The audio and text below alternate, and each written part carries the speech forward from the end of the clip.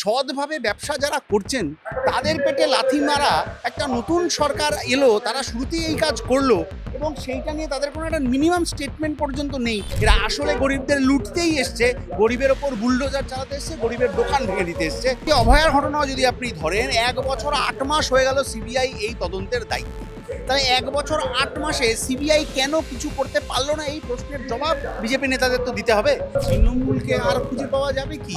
ওদের তো সরকারটা চলতো কাটমানি পাটমানির বেসিসে। এইসব যারা নেতা পেতা হতেন ওরা জানতেন যে ভোটে জিতলে এইসব এদের ওদিক থেকে টাকা লুট হবে, সেইভাবে চলতো। তৃণমূল কোনোদিনই মানুষের পাশে দাঁড়ায়। তৃণমূল শুধুমাত্র পয়সার পাশে দাঁড়িয়েছে, টাকার পাশে দাঁড়িয়েছে, দুর্নীতির পাশে দাঁড়িয়েছে। যে মানুষ ওই শাসকের বিরুদ্ধে তার রক্তচক্ষু উপেক্ষা করে রাত দখল করেছিলেন, তারা কিন্তু এই শাসকের রক্তচক্ষু উপেক্ষা করেও রাস্তায় নামবেন, সেটার জন্য যেন এরা প্রস্তুত থাকে। এই সরকার আসলে গরিব মানুষের ভালোর জন্য কোনো কাজ করতে পারবে না।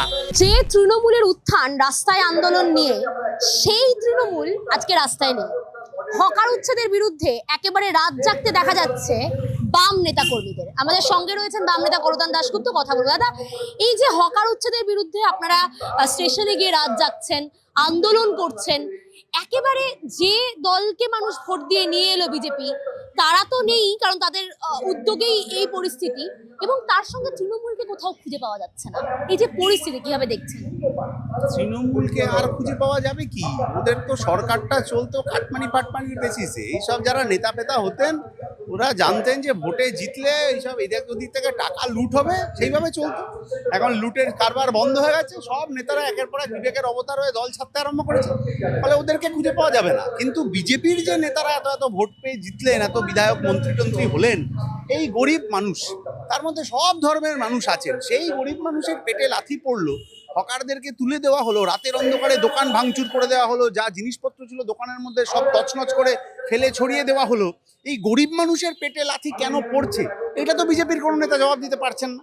কিন্তু আমরা ওই জন্য রাস্তায় নেমেছি যে গরিব মানুষকে, হকার যারা আছেন তাদেরকে সঠিকভাবে পুনর্বাসন না দিয়ে উচ্ছেদ করা যাবে না এবং তাদেরকে লাইসেন্স চালু করতে হবে। আজ থেকে 20-30 বছর ধরে তারা ওখানে ব্যবসা করছেন এবং ব্যবসা করছেন যে তাদের তো কোনো চুরি চামারির ব্যাপার নেই, কোনো গরু চুরি, কয়লা চুরি, বালি চুরি, চাকরি চুরি নেই। সৎভাবে ব্যবসা যারা করছেন তাদের পেটে লাথি মারা একটা নতুন সরকার এলো, তারা শুরুতেই এই কাজ করলো এবং সেইটা নিয়ে তাদের কোনো একটা মিনিমাম স্টেটমেন্ট পর্যন্ত নেই। এটা বোঝা যাচ্ছে যে এই সরকার আসলে গরিব মানুষের ভালোর জন্য কোনো কাজ করতে পারবে না। এরা আসলে গরিবদের লুটতেই এসছে, গরিবের ওপর বুলডোজার চালাতে এসছে, গরিবের দোকান ভেঙে দিতে এসছে। এইটাই এদের স্বরূপ প্রকাশ পেয়ে গেল। একেবারে আপনি সোদপুর স্টেশনে রাত জেগেছেন, বারুইপুর স্টেশনে এরকম একটি ঘটনা ঘটলো, হকার উচ্ছেদের বিরুদ্ধে এত বড় আন্দোলন।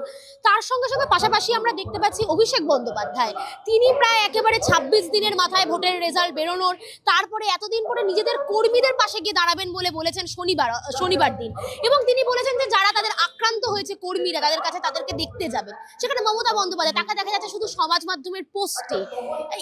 এই পরিস্থিতি কেন, এবং তার সঙ্গে সঙ্গে আপনি যে কথা বললেন সমস্ত হকারদের সঙ্গে গিয়ে, তাদের মতামতটা কি? মানুষ তো এই যখন যন্ত্রণায় পড়েছেন, তার এতদিনকার ব্যবসা হুট করে বন্ধ হয়ে গেল, আগামীকাল কি খাবেন পড়বেন ঠিক নেই। এদের কাছে তো কোটি কোটি টাকা জমানো নেই, আদানি আম্বানি, এই অভিষেক বাবু আর এইসব বাবু টাবুদের মতো। ফলে তারা তো বিপদে পড়ছেন। ফলে বামপন্থীরা তাদের পাশে গিয়ে দাঁড়িয়েছেন, তারা খানিকটা ভরসা পেয়েছেন যে হ্যাঁ ঠিক আছে, আপাতত উচ্ছেদটা রুখে দেওয়া গেল, আবার ভবিষ্যতে বড় লড়াইটা করতে হবে। কিন্তু তৃণমূলের নেতাদের এটা বুঝতে হবে যে লড়াইটা শুধুমাত্র সোশ্যাল মিডিয়ায় করলে তো হবে না। আজকে ফলতায় নির্বাচন হয়ে গেল, একজন তৃণমূলের নেতা ভোটের প্রচারে গিয়ে উঠতে পারলেন না। এই ভয়টা কেন?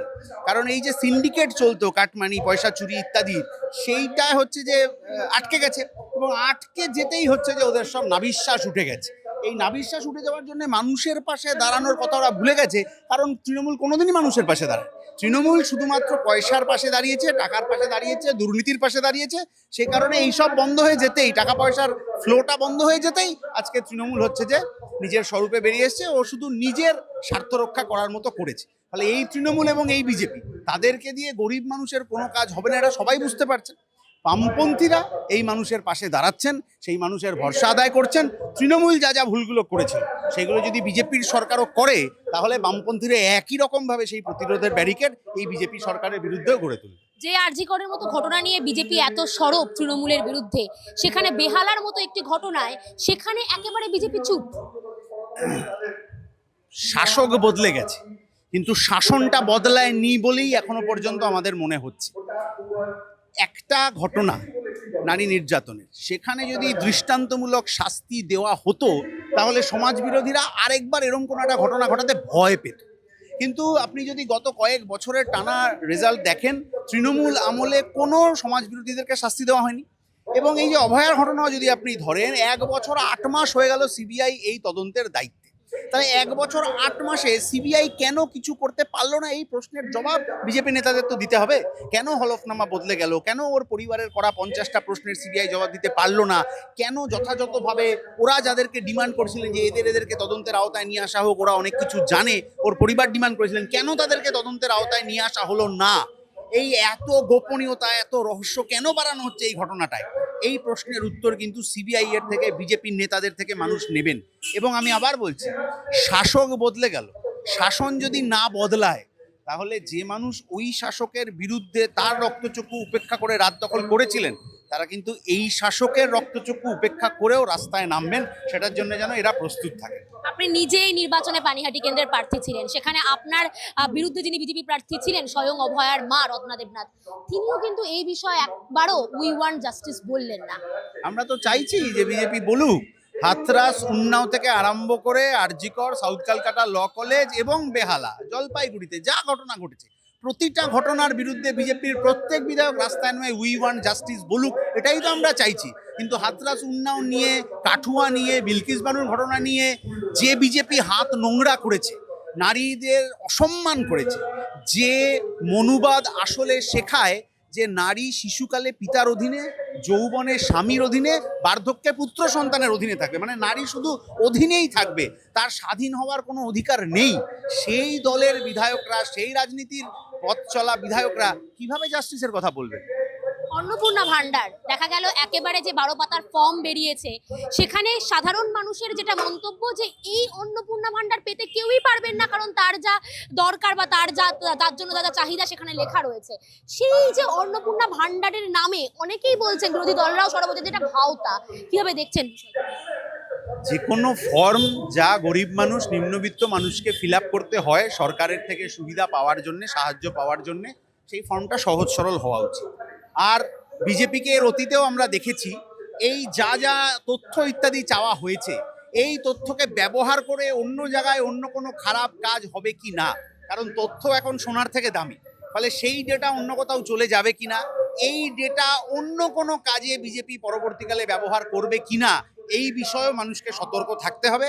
আর ফর্ম সবসময় সহজ হতে হবে, যে ফর্ম সহজেই মানুষ পূরণ করে সরকারের যে প্রকল্প রয়েছে সেগুলোর সুবিধা পেতে পারে।